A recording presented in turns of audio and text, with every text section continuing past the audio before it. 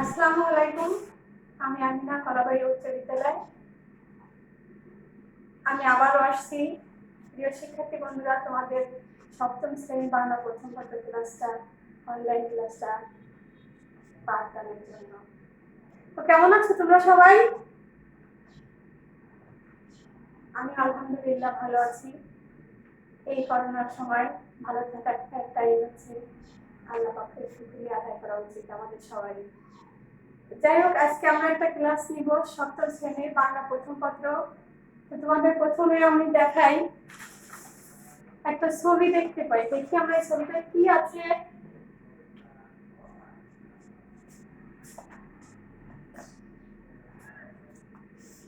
এই একটা ছবি দেখি, এই ছবিটা কি দেখা যায়, ছবিটাকে কি মনে হয়? ছবিটা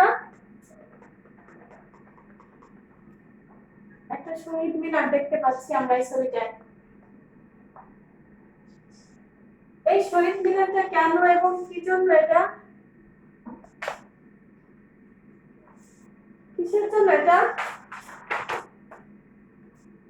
এটা কোন শহীদদের স্মরণে হয়তো।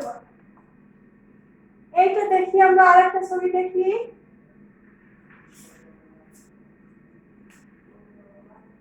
এই যে ছবিটা, এটার সাথে ওইটার কি মিল? আমরা আগের যে ছবিটা দেখলাম আর এটার ছবিটার সাথে কি মিল? দুটো ছবি কিন্তু একই ধরনের এবং একই দিনটাকে কিন্তু নির্ণয় করে, একই দিনটাকেই কিন্তু বোঝাচ্ছে। সেই দিনটা কোন দিন, সেই ধরনের একটা প্রবন্ধ কি আমাদের গল্পে আছে? আমাদের বাড়ির আশেপাশে অনেক আছে, আমরা যেটাকে বলি কি, আছে কিনা আমাদের বাড়ির আশেপাশে আনাচে কানাচে পাশাপাশি প্রতিবেশীর অনেকের মধ্যে কিন্তু বিভিন্ন রকম অসুস্থ থাকে, তাই না?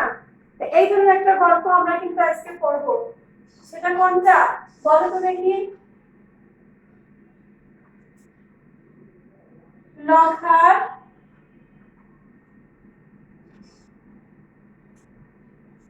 একুশে।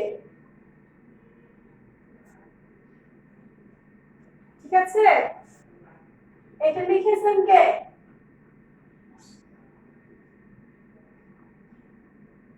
আবু বকর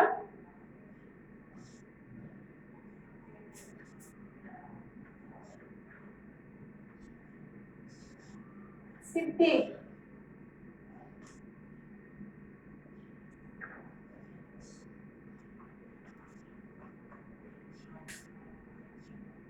ঠিক আছে, তো এই যে লখার একুশে আবু বকর সিদ্দিক, এই লখাটা কে?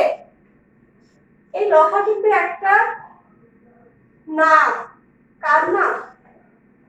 একটা ছেলে, যে ছিল কে? সুবিধা বঞ্চিত শিশু। আমাদের সমাজে কিন্তু অনেক সুবিধা বঞ্চিত শিশু আছে। কেন তাদেরকে সুবিধা বঞ্চিত বলে থাকি আমরা? কেন বলি তাদেরকে সুবিধা বঞ্চিত? সুবিধা বঞ্চিত কেন বলে থাকি? এই কারণেই যে তারা সমাজের অনেক কিছু সুবিধা সুযোগ সুবিধা থেকে তারা কি পিছিয়ে আছে স্বাভাবিক লোকদের থেকে, তাই নয় কি? কারণ লখা ছিল কি একজন প্রতিবন্ধী। সেটা কোন প্রতিবন্ধী? সেটা বাক প্রতিবন্ধী। সে কথা বলতে পারতো না। তাহলে এই যে সে কথা বলতে পারে না, কিন্তু সে কিন্তু তার মনে স্বাদ ইচ্ছা সব আল্লাহর সবকিছুই কিন্তু তার মনে থাকে। কিন্তু আমরা সেটা কি অনেক সময় বুঝিয়ে বোঝার চেষ্টা করি না। তাদেরকে আমরা কি করে থাকি, সমাজের থেকে অনেকেই দূরে সরে রাখি। এটা কিন্তু আমাদের ঠিক না। আমরা কি এটা করতে চাইবো না? কিন্তু আমরা কিন্তু তাদেরকে আমাদের সব কাজেই অংশগ্রহণ করানোর চেষ্টা করব। সেই লকার একুশে সেই প্রবন্ধটা আমরা শুরু করবো। এখানে এই যে আবু বকর সিদ্দিক, তিনি কত সালে জন্মগ্রহণ করেন?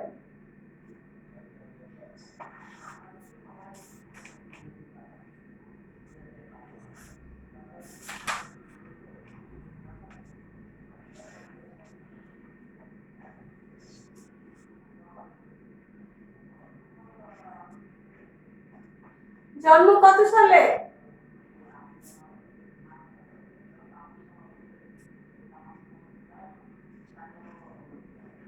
আবু বকর সিদ্দিক কত সালে জন্মগ্রহণ করেন? 1934 সালে।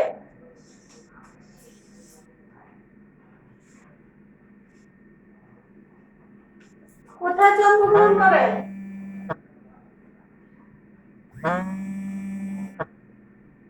বাগেরহাট।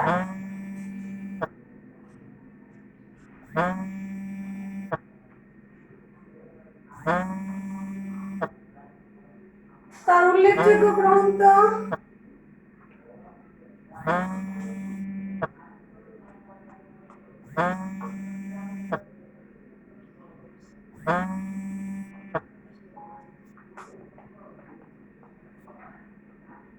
তারপরে আরেকটা বলি কি,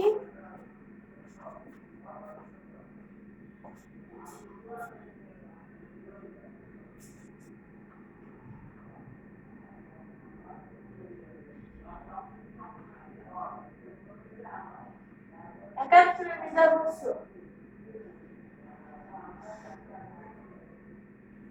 তাহলে এই যে আমরা দেখলাম জন্ম দেখা 1934 সালে, স্থান বাগেরহাট, গ্রন্থ কি জলরয় ঘোষ, 71 বিজয় বর্ষ ইত্যাদি। এই যে লেখক পরিচিতিটা আমরা একটু দেখে দিলাম।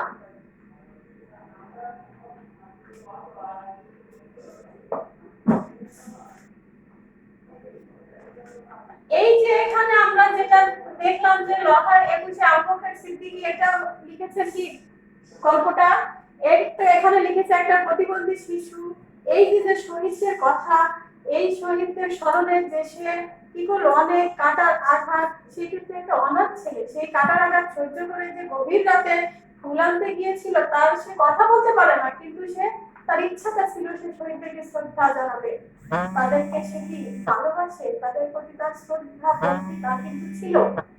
এই কথাটাই কিন্তু আমাদের এই মূল প্রবন্ধে, যে তাদের স্বাদ আছে, শখ আছে, ইচ্ছা আছে, তাদের প্রকাশ করতে দেওয়া কাদের উচিত, আমাদের সাধারণ যারা স্বাভাবিক আমরা আছি তাদেরকে সেই সংখ্যা দিয়ে তাদের অংশগ্রহণ নিশ্চিত করা উচিত। তাহলে বইটা একটু খুলে দেখো, আমরা দেখি লখার 21 কি লিখেছেন আবু বকর সিদ্দিক।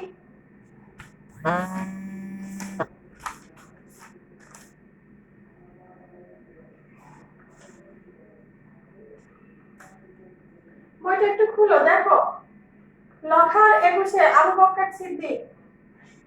লখার রাতের বিছানা, ফুটপাতের কঠিন ছাদ, এই স্থান দিনের বেলায় রোদে পুড়ে গরম হয়, রাতে হিম লেগে বরফের মতো ঠান্ডা হয়। ঠান্ডা স্থানে শুয়ে লখার বুকে কাশি বসে, গায়ে জ্বর আসে। বাপকে লখা দেখেনি, চেনে না। মা তার টানাখানি পড়ে দিন ভর কেঁদে কেঁদে ভিক ভেঙে ফেলে। লখার দিন কাটে গুলি খেলে, ছেঁড়া কাগজ ফুরিয়ে, বন্ধুদের সঙ্গে মারামারি করে, আর খাবারের দোকানে একটু কথা চেপে। রাতে মায়ের পাশে লখা খিদের কষ্ট ভুলে যায়। এই লখা ছায়া দেখলে বুক কাঁপে যায়। সে আজ ভোর রাতে মায়ের পাশ থেকে উঠে পড়লো। কেন সে উঠে পড়লো মায়ের পাশ থেকে? এখানে আছে কিন্তু এই লখা ছায়া দেখলে বুক কাঁপে যায়। সে আজ ভোর রাতে মায়ের পাশ থেকে উঠে পড়লো। কেন উঠে পড়লো? মা মুখ হা করে ঘুমাচ্ছে, লখা চুপি চুপি পা ফেলে হারিয়ে গেল ধোঁয়া কুয়াশার মধ্যে। এই যে লখা মায়ের কাছ থেকে ভোর রাতে উঠে গেল, যে ভয়ে তার বুক কাঁপে ছায়া দেখলে, কিন্তু সে আজ ভোর রাতে কি করলো, মার পাশ থেকে উঠে গেল। কেন উঠে গেল? আগামী দিন কি ছিল? 21 তারিখ।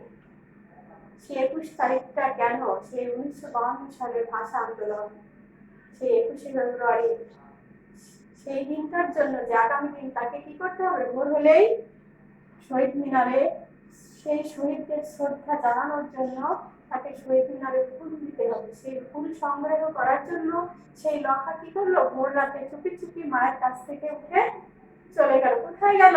ফুল আনতে। সেটাই এখানে বলা হচ্ছে যে সে কিন্তু তার বাবাকে দেখেনি, সে কিন্তু অনাথ একটা ছেলে।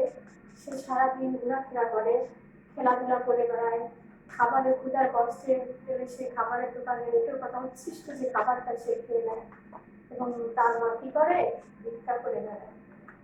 তারপরে কিন্তু দেখো তার মনের মধ্যে কিন্তু সেই শহীদের শ্রদ্ধা জানানোর একটা স্পৃহা তার মধ্যে কিন্তু তৈরি হয়েছিল। সেটাই লেখক এখানে বলছেন যে আমাদের উচিত এই সালে যারা শহীদ হয়েছেন, যারা এই দেশের জন্য ভাষার জন্য যুদ্ধ করেছেন, তাদেরকে শ্রদ্ধা নিবেদন করতে হবে, তাদের প্রতি আমাদের একটা কৃতজ্ঞতা বোধ থাকতে হবে। এটাই কিন্তু লেখক এখানে বলছেন বারবার। যদি সেই প্রতিবন্ধী শিশুর মধ্যে যদি এই শ্রদ্ধা বোধটা থাকে, আমাদের মধ্যে কেন থাকবে না? আর আমরা তাদেরকে কেনই বা পিছিয়ে রাখি? এটা কিন্তু আমাদের সমাজে বা আমাদের সবার উচিত তাদের সহযোগিতার দিকে হাত বাড়িয়ে দেওয়া।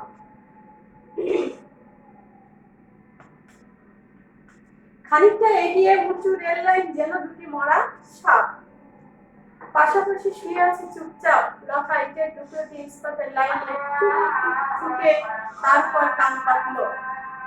হ্যাঁ, শব্দ শোনা যাচ্ছে, যেন গানের সুর লহরী বয়ে যাচ্ছে কানের ভিতর দিয়ে। লতা ভারী মজা, দুষ্টু ছেলে। গানের মজা ফুরিয়ে গেলে এক লাফে লাইন পেরিয়ে ওপারে পৌঁছে গেল। সেখানে মস্ত নিচু খাট, তার ভিতর গড়িয়ে পড়লে হাত পা ভাঙবে লেখা। খুব সাবধানে খাট পেরিয়ে উপরে ডাঙা উঠে এলো সে। ডাঙাটা আসলে বন জঙ্গলে অন্ধকার। ঝিঝি পোকা ডাকছে আর ধেয়ে ধেয়ে গাছের ছাকরা ছাক মাথা নেড়ে নেড়ে ভয় দেখাচ্ছে লতাকে। এই যে লতা যে সাহসী যে ভূমিকাটা নিল, সে গভীর রাত্রে যার ছায়া দেখলে বুক কাঁপে, সে কিন্তু ওই রাত্রে ভয় পেল না। এই যে একটু পরেই আমরা দেখবো ওখানে কি তাকে শিয়াল দেখে ভয় দেখাচ্ছে, তাকে সবকিছু দেখে মনে হচ্ছে কি সবাই তাকে কি ভয় দেখাচ্ছে। আসলে কিন্তু তা না, সবাই কিন্তু কি এটা হচ্ছে তার মনের একটা দুর্বলতা। কারণ কি লতা সে ছায়া দেখলেই সে কি ভয় পেত, এই জন্য মনে হচ্ছে সবকিছুই তাকে ভয় দেখাচ্ছে। কিন্তু লতা আজকে পিছনে ফিরবে না। কেন ফিরবে না? কারণ তাকে আগামী দিন শহীদ মিনারে ফুল দিতে হবে। সেই লতা কি সবার সামনে কি করলো? শহীদ মিনারে আগামী দিন ফুল দিল। তাহলে আমরা একটু কঠিন শব্দগুলো একটু দেখি।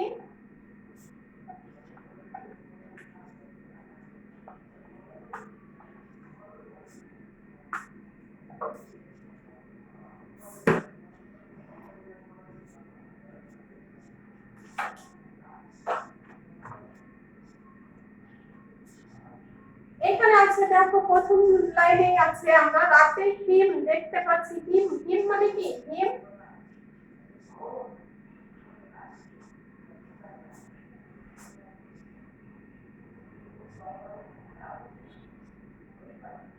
ঠান্ডা, হিম থেকে বরফের মতো ঠান্ডা হয়ে যায়।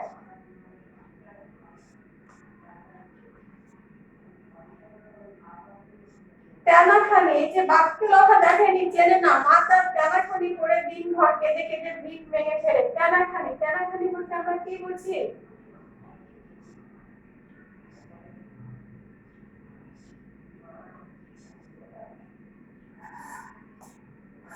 জীর্ণ কাপড় না, ছেঁড়া কাপড় বলি যেটাকে আমরা।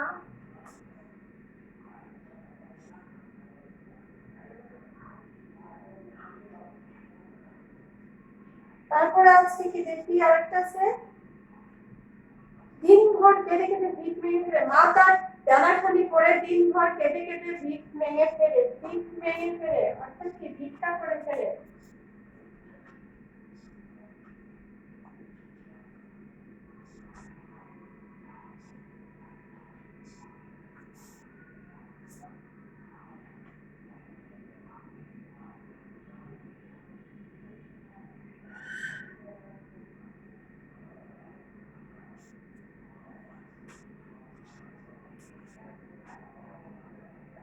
একটু কথা আছে দেখো, এখানে আছে ওই তারাতেই আছে। লঙ্কার দিন কাটে গুলি খেলে, ছেঁড়া কাগজ পুড়িয়ে, বন্ধুদের সঙ্গে মারামারি করে, আর খাবারের দোকানে এঁটো পাতা চেপে। এঁটো পাতাটা কি?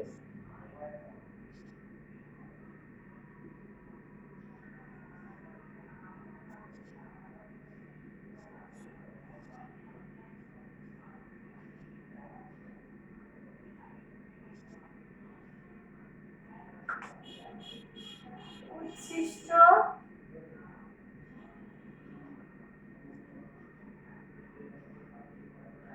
খাবার।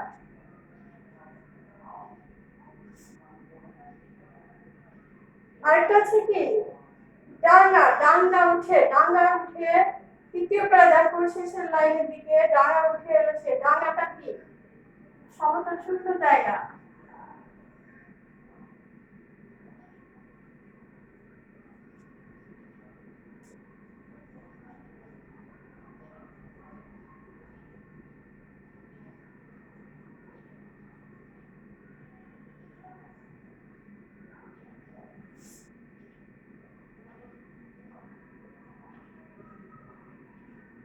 বুঝা যায় লেখাটা? একটু লিখে নাও লেখা।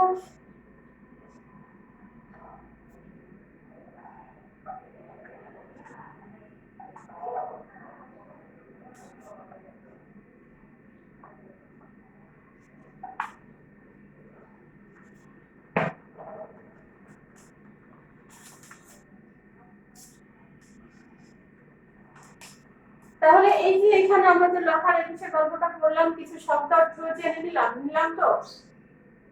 এখানে কোনো সমস্যা থাকার কথা না, খুব কঠিন শব্দগুলো আমরা কিন্তু দেখে নিলাম। তাহলে এইখানে দেখলাম যে লেখার একুশে গল্পটার লেখক কে? আবু বকর সিদ্দিক। জন্ম কত সালে? 1934 সালে। কোথায়? বাগেরহাটে। তার উল্লেখযোগ্য কারণ এটা গ্রন্থ আমরা বলি জল রাক্ষস, 71 বিদায় বৈশ্য ইত্যাদি। এই যে আমাদের এখানে আমরা বললাম কি যে লেখার একুশে এই যে শহীদ মিনারটা স্মৃতি শহীদদের স্মরণে, তাহলে সেই লেখা কি করলো? সে সবার আগে সেই শহীদ মিনারে সবার গায়ের মিছিলে সেই প্রভাত ফেরি একটা আছে, তোমাদের বইয়ের মধ্যে আছে প্রভাত ফেরি। প্রভাত ফেরিটা কি? প্রভাত ফেরিতে কিন্তু যে সকালে অংশ নিল তার গায়ে ফুল আনতে গিয়ে সে কি করলো? রক্ত ঝরেছিল তার গায়ে, কিন্তু তারপরেও কিন্তু সেই লেখা কিন্তু কিছু ভাবে নেই। এই যে 1952 সালে শহীদদের স্মরণে সেই শহীদদের স্মরণে কিন্তু সে শহীদ মিনারে ফুল দিতে যাচ্ছিল, তাকে চিনতে কষ্ট হলো না। কারো কষ্ট হলো? কেন কষ্ট হলো না? কারণ সবার গায়ে ছিল কি? পোশাক, সোয়েটার, চাদর, তাই না? কিন্তু তার গা ছিল কি? খোলা, তার গায়ে কোনো বস্ত্র ছিল না। সে সবার আগেই কিন্তু সে ফুল হাতে করে সেই প্রভাত ফেরিতে অংশ নিয়েছিল এবং সে সবার সাথেই তাল মিলিয়ে কি করেছিল? গান গিয়েছিল। কোন গানটা? সেই আমার ভাইয়ের রক্তে রাঙানো 21শে ফেব্রুয়ারি। কিন্তু তার মুখ দিয়ে কি কোনো কথা আসে না, শব্দটা কিন্তু বের হয়। এই যে তার যে মনের একান্ত ইচ্ছা সেটা কিন্তু সে করেছিল। তার শব্দটা কি ছিল? এই যে শব্দটা দিয়ে তার মনের যে আন্তরিক যে বহিঃপ্রকাশটা সবার সামনে সে করেছিল। এই যে তার যে মনের বাসনা, তার থেকেও কিন্তু আমরা বুঝি যে সে যে প্রতিবন্ধী, কথা বলতে পারে না, তারপরেও সে কিন্তু তার ইচ্ছাটা সে প্রকাশ করতে চাচ্ছে। আমরা তাকে এই সমাজের এই সকল সুবিধা বঞ্চিত শিশুদের বা যারা আমাদের সমাজে আছেন তাদেরকে কিন্তু আমরা সেই সুযোগ সুবিধাটা দেওয়ার চেষ্টা করবো। তাদেরকে আমরা কি ছোট করে দেখবো না সমাজে? তাদেরও শখ আছে, তাদেরও ইচ্ছা আছে, তাদের কি সমাজে 8-5 জনের মতো বেঁচে থাকতে ইচ্ছা করে নাকি করে না? করে কিন্তু। তাহলে এই যে লেখার একুশে গল্পটা তার দেশপ্রেমের যে চেতনা লেখার মধ্যে যে ছিল, শহীদদের প্রতি যে ছিল তার শ্রদ্ধাবোধ, এই গল্প থেকে লেখার একুশে গল্প থেকে কিন্তু আবু বকর সিদ্দিক সেটাই প্রকাশ করলেন। এই যে শহীদ মিনারটা প্রথম কখন শহীদ মিনারটা গঠন করা তৈরি করা হয়েছিল? কখন? সেই 21শে ফেব্রুয়ারি সেই 1952 সালে, যখন সেই মাতৃভাষার দাবিতে ছাত্ররা শহীদ হয়েছিলেন। সেটা ঢাকা মেডিকেল কলেজের সামনে প্রথম সেই 23শে ফেব্রুয়ারি সেটাকে তৈরি করা হয়। এই 23শে ফেব্রুয়ারি তখন সেটাকে সেই ঢাকা মেডিকেল কলেজের সামনে সেই শহীদ মিনারটা তৈরি করা হয় এবং এটাকে স্থায়ীভাবে 1963 সালে এটাকে বড় করে স্থায়ীভাবে এটাকে কেন্দ্রীয় শহীদ মিনার হিসেবে তৈরি করা হয় সেই ঢাকা মেডিকেল কলেজের সামনে। সেই থেকে এটাকে কি সবাই সেই 21শে ফেব্রুয়ারি দিনটাকে স্মরণ করে এবং এটা কি হচ্ছে 1999 সালে এটাকে আন্তর্জাতিক ইউনেস্কো এটাকে স্বীকৃতি দেয়। কেন দেয়? এবং সব দেশ, সব জাতি এই 21শে ফেব্রুয়ারিটাকে কি করবে? যার যার মাতৃভাষা হিসেবে সেই দিবসটাকে আন্তর্জাতিক ভাবে পালন করবে, তাদের সেই মাতৃভাষা দিবস হিসেবে এবং সেই সাথে কি করবে, আমাদের বাঙালির যে আত্মত্যাগের যে বিনিময়ের কথাটা, কিসের আত্মত্যাগ, যেই আত্মত্যাগ, যার জীবনের মায়া না রেখে যে সকল ভাইয়েরা আমাদের এই ভাষার জন্য শহীদ হয়েছিলেন, তাদের যে জীবনের মায়া, জীবনের থেকে বড় কিছু নাই কিন্তু, সেই জীবন বাজি রেখে যারা শহীদ হয়েছিল এই ভাষার জন্য, সেই দিনটা ছিল কবে, এই 21শে ফেব্রুয়ারি।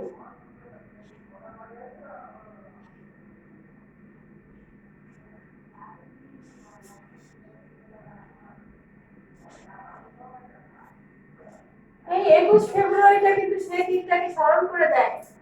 আর সেই কথাই কিন্তু এটা সেই আন্তর্জাতিক ভাবে এটাকে আন্তর্জাতিক মাতৃভাষা দিবস হিসাবে এটাকে পালন করবে সব জাতি, বিশ্বের সব জাতি তার সেই আন্তর্জাতিক মাতৃভাষাকে, তাদের ভাষাটাকে স্মরণ করবে। এবং সেই সাথে আমাদের এই বাঙালি জাতির যে বীরের যে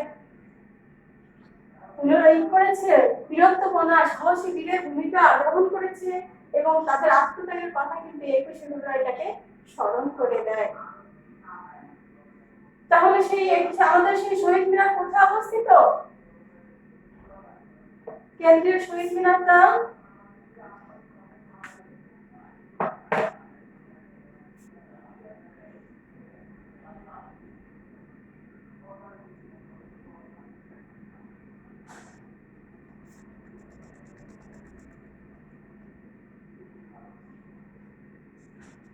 মিনারটি কোথায় অবস্থিত?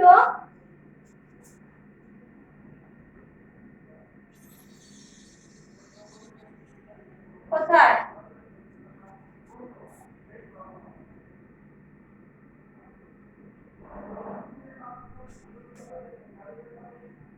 এটা কোথায় অবস্থিত?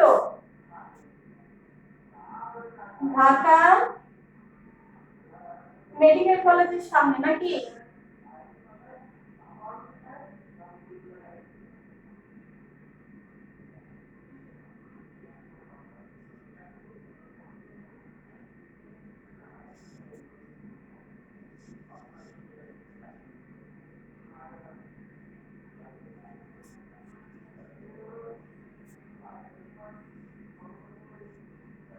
মনে থাকবে না?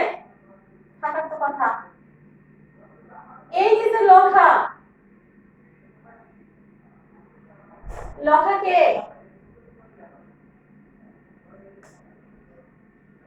লখা কে? শিশু বঞ্চিত সমাজে প্রতিবন্ধী শিশু নাকি?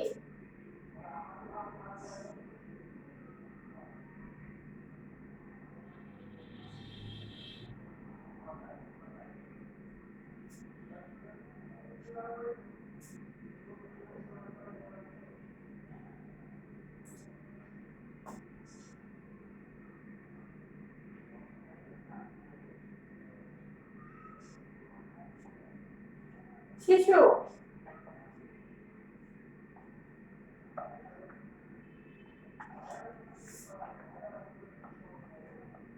এই লখা একটা কথা বলেছিল আমাদের গল্পের মধ্যে আছে যে জিতে গেছি, এই কথাটা কে বলেছিল? জিতে গেছি কেন? লখা জিতে গেল, কেন জিতে গেল? লখা কেন জিতে গেল? জিতে গেছি আমি। ফুলটা যখন পেড়ে নিয়ে আসলো লখা, তখন কি বলেছিল? যে জিতে গেছি আমি। কেন জিতে গেল লখা? কারণ সে শহীদদের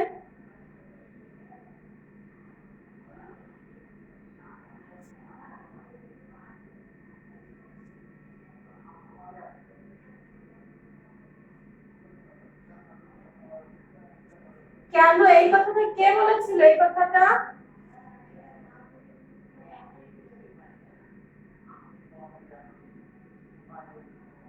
কে বললো? এই কথাটা লখা।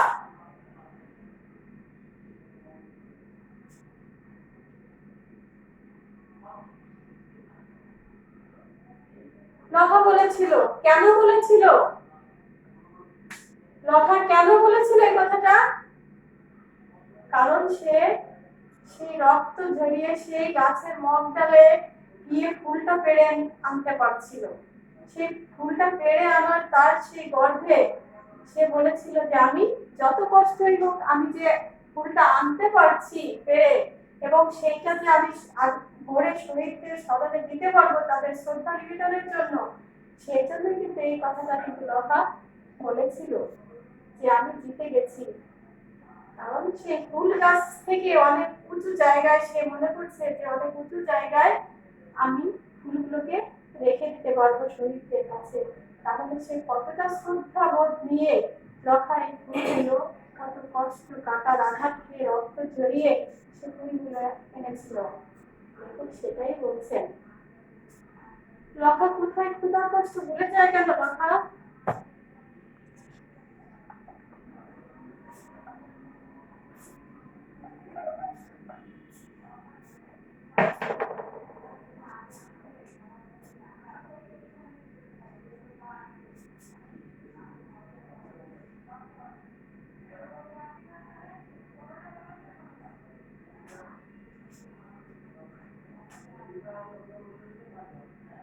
লতা কোথায় ঘুমায়?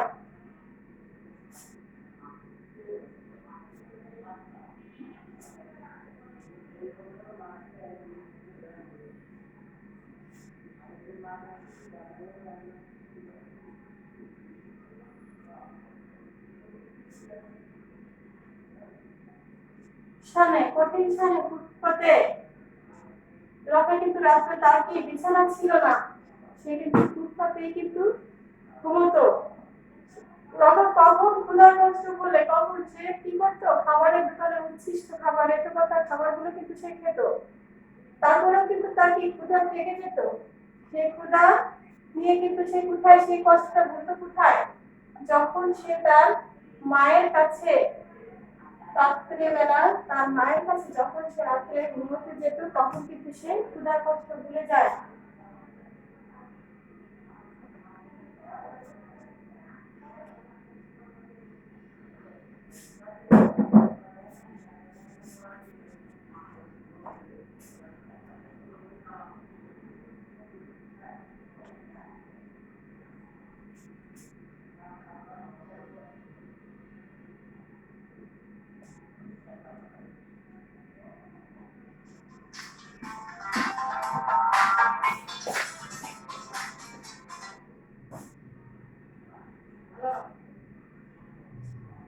মায়ের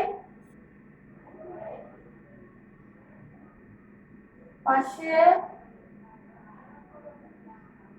যখন ঘুমোতে যায়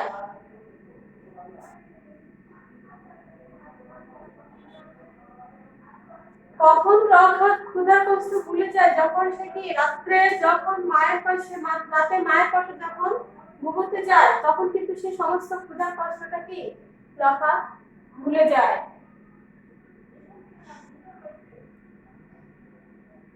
বোঝা যায়।